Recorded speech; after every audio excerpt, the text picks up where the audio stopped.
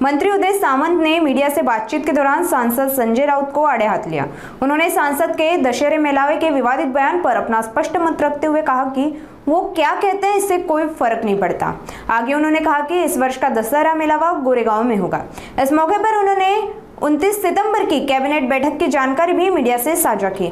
ज्यांना 100 आमदारांची तिकीट देऊन 20 निवडून आणता आले नाही, तुमचं प्रचंड तुम्ही मनावर घेता, म्हणून तुमचं पण प्रचंड मी कौतुक करतो या पत्रकार परिषदेच्या निमित्तानं। आणि मी अनेक वेळा असं सांगितलेलं आहे की असंबंध बोलल्यानं माणूस मोठा होतो, त्याची ब्रेकिंग होते, याची प्रसिद्धी पुन्हा एकदा मला आली। पण ते दसरा मेळावा म्हणतात की गुजरातला करा, हे काय म्हणतात, फरक पडतो का आमच्यावर, तुमच्यावर, जनतेवर?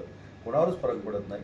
शेवटी दसरा मेळावा हा वंदनीय बाळासाहेबांचा विचार ऐकण्यासाठी सगळे शिवसैनिक त्या ठिकाणी यायचे। या वर्षीची परिस्थिती अशी आहे की प्रचंड पूर परिस्थिती महाराष्ट्रामध्ये निर्माण झालेली आहे आणि मग उत्तर महाराष्ट्र असेल, मराठवाडा असेल, विदर्भ असेल, मग पूर्व पश्चिम या दोन्ही ठिकाणून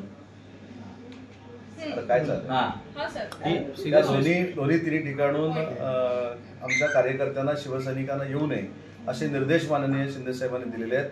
त्याच्यामुळे यावेळेचा दसरा मेळावा हा गोरेगावमध्ये होईल, बंदिस्त होईल।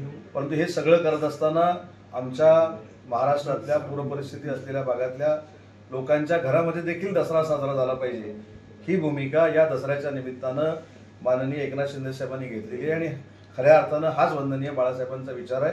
जे फक्त बडबड करतात त्यांचा बाळासाहेबांचा विचार नाही। आज मंत्रिमंडळाच्या बैठकीत शिवसेनेच्या मंत्र्यांनी किती स्ट्रॉंगपणे मदतीबाबत भूमिका मांडली आणि काय मागितलं याबाबत सगळी कॅबिनेट मुख्यमंत्र्यांसहित आमचे उपमुख्यमंत्री असतील, शिंदे साहेब, सगळ्यांचं एकमत आहे की आम्ही शेतकऱ्यांना वाऱ्यावर सोडणार नाही आणि ज्यावेळी मदत करायची आहे त्याचा कालावधी देखील आजच्या पत्रकार परिषदेमध्ये उपमुख्यमंत्री महोदयांनी सांगितलेला आहे। त्याच्यामुळे मंत्रिमंडळातला एक मंत्री म्हणून एवढंच सांगतो की जिथं पूर परिस्थिती आहे तिथल्या शेतकऱ्यांना, तिथल्या बाधित घटकांना आम्ही वाऱ्यावर सोडणार नाही, त्यांच्या मागे ठामपणानं उभे राहू।